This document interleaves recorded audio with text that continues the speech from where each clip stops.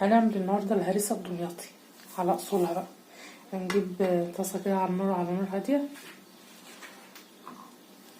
وهفضي فيها نص كوبايه سمنه بلدي، نص كوبايه،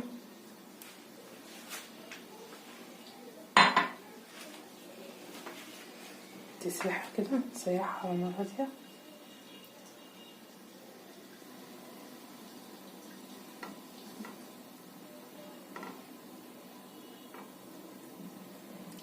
طبعا الهريسه الدمياطي دي من الحاجات اللي ناس كتير بتعشقها بصراحه. كل الحلويات عموما الدمياطي بتبقى حاجه طبعا جميله في منتهى الجمال. كده نص كوبايه سمنه اهو. هنحط كمان كوبايه لبن،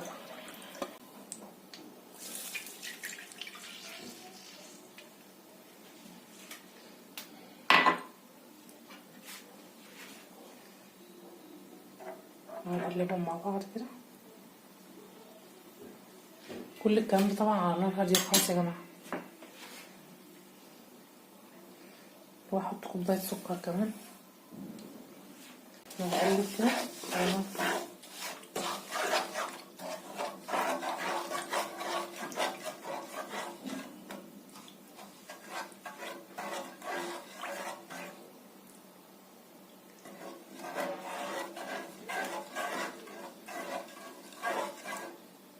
هقلب كل الكلام ده لغايه ما صوت السكر ده يروح خالص. هاخد الحاجات دي واطلع بره واوريكم انا عامله ايه. انا جبت الحاجات اهو دلوقتي هنا عشان اعمل بايدي بقى. طبعا قلت لكم ديت مقادير. نص كيلو هريسه دمياطي. حطيت نص كوبايه سمنه بلدي او سمنه عاديه لو عندك. هتحط كوبايه لبن، كوبايه سكر. السكر يفضل يكون ابيض.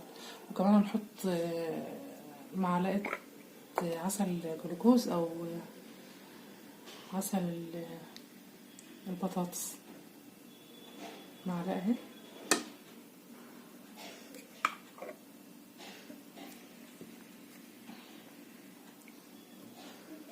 وهقلب كل ده بقى كده لغايه ما السكر يدوب خالص في قلب معلش بقى يا جماعه، انتوا عارفين هعمل ايه دلوقتي.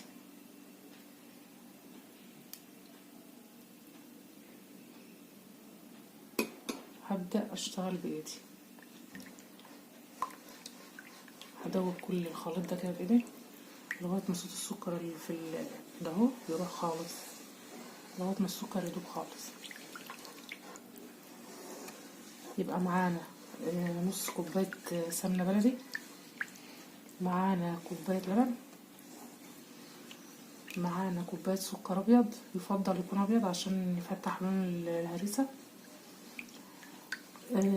معانا كمان معلقه عسل جلوكوز. ونقلب كله لغايه ما السكر يدوب خالص تحت ايدك، متحسش ان فيه سكر خالص.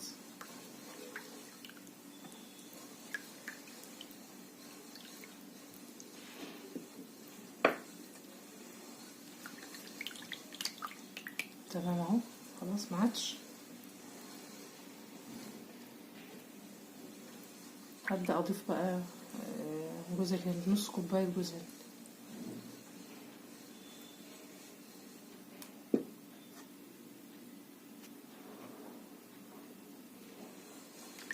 نص كوبايه جوز هند.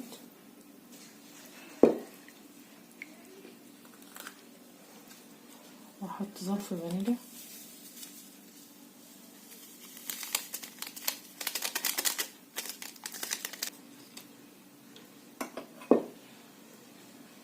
وهبدأ هنا انزل بالسميد بتاعها.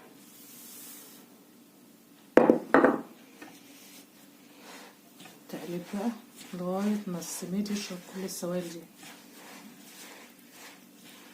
عايزه اقول لكم انا بعمل الهريسه الدمياطي ديت بتبقى حاجه يعني تحفه.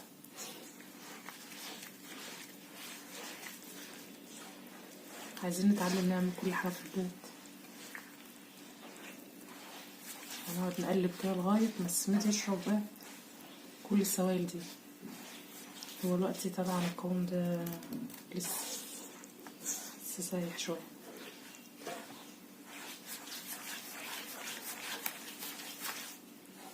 طبعا انا مجهزة الصينية اللي هعمل فيها الهريسة مدهونة سمنة، وهنزل في الخليط فيها على طول واسويه.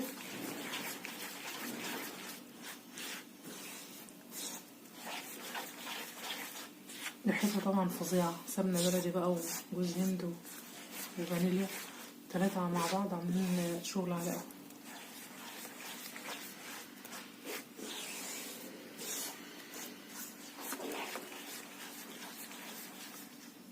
هفضها في الصينية واوريلكوا شكلها.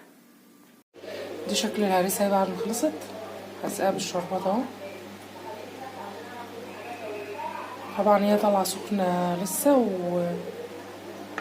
والشربات برضو سخن.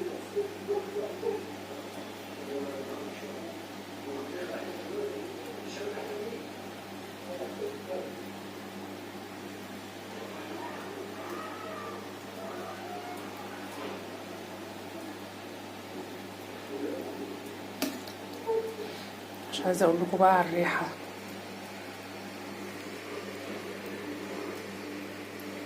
هقطعها واوريكم شكلها بعد ما اقطعها. دي شكل الهريسة بعد ما طلعت، بجد ريحتها تجنن، وده القوام بتاعها. جميلة جميلة جميلة. عايزاكم بقى تجربوها وتكتبولي في التعليقات طلعت حلوة منكم ولا باظت. يلا مستنياكم في فيديوهات جديدة. سلام.